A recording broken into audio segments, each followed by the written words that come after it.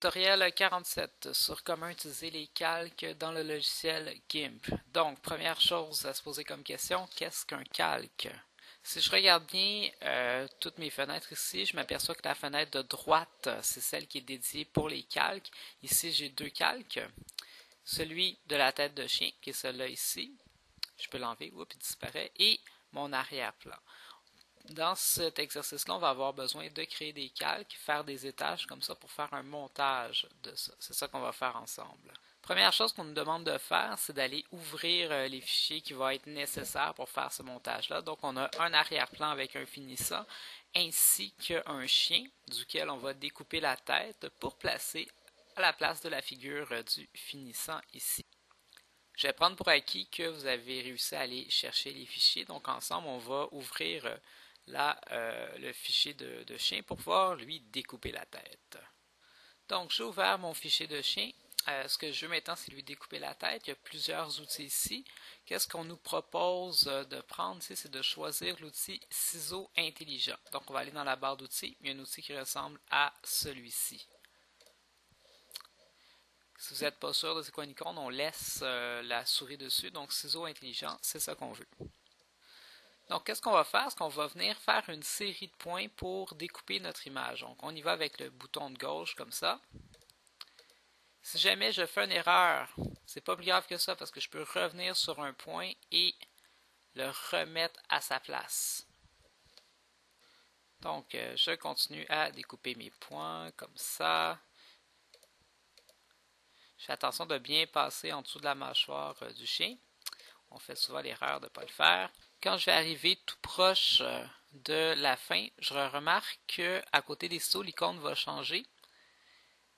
Donc, quand ça fait un petit cercle, oh, je l'ai perdu, comme ça, je clique gauche une seule fois. Et là, à ce moment-là, mon contour va être en pointillé comme ça, qui va bouger. Je peux faire CTRL-C pour copier ou encore faire clic droit, faire édition, copier. Donc, on a découpé notre tête de chien. On l'a copié. Qu'est-ce qu'on va devoir faire maintenant? C'est l'insérer dans l'image du finissant. Donc, qu'est-ce qu'on va faire? On va aller ouvrir l'image du finissant et on va aller créer un nouveau calque. Donc, j'ai ici mon image de finissant.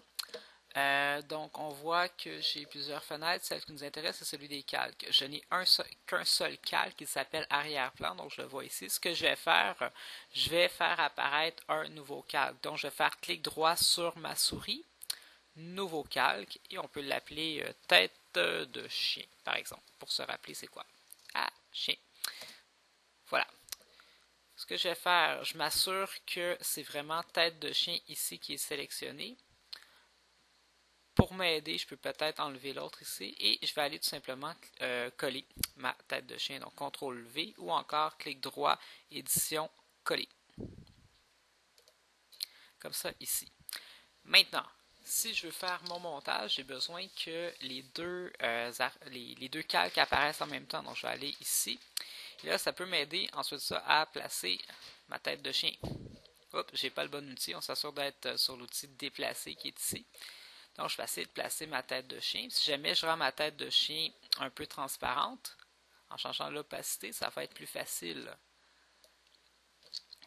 Quand ma tête de chien est bien centrée, maintenant, je peux essayer de la redimensionner comme ça.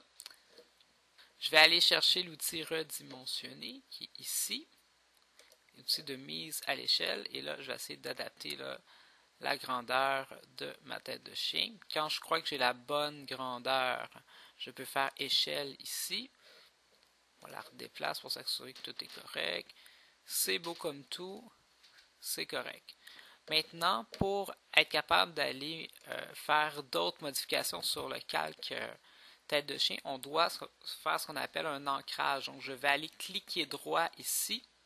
Je vais aller ancrer le calque. Et là, maintenant, j'ai ma tête de chien qui est complète. Peut-être de préciser aussi avant de faire l'ancrage, de mettre l'opacité à 100%, sinon notre calque va rester transparent. Donc, je m'en vais ici à ancrer le calque. À partir de là, mon montage est presque fini. Ceux qui ont sens d'observation vont remarquer que les bords du chapeau, ça fait pas très professionnel et que le petit comment appeler ça, un petit plumeau ici là, du casque devrait arriver par-dessus l'oreille. Qu'est-ce qu'on peut faire comme ça pour arranger ça? C'est effacer des bouts de tête de chien. Pour que ça fonctionne, je m'assure d'aller dans le bon calque. Si j'essaie d'effacer ici, la tête de chien ne s'effacera pas. Donc ici, c'est vraiment le calque tête de chien qui est surligné. On va se faire de la place un peu pour travailler. Si je réduis son opacité, ça va être plus facile. Je vais savoir quel bout enlever. Donc, je pourrais aller prendre mon efface comme ça ici. Je prends un pinceau qui n'est pas trop gros pour être capable de faire des retouches de façon efficace comme ça. Et je vais faire apparaître la tête de chien. Et voilà. C'est juste pour l'exemple. J'ai peut-être été trop ici trop bas. Si ça vous arrive, n'oubliez pas, vous pouvez faire un CTRL Z. Vous pouvez y aller par petites retouches comme ça. C'est plus facile. Voilà. Quand c'est fait, vous pouvez remettre l'opacité à 100%. Et là, normalement, vous devriez avoir une photo de chien qui ressemble à ça. Il vous reste seulement à enregistrer ça. Vous pouvez l'enregistrer en format JPEG ou encore en format là, de GIMP XCF. C'est tout pour le tutoriel.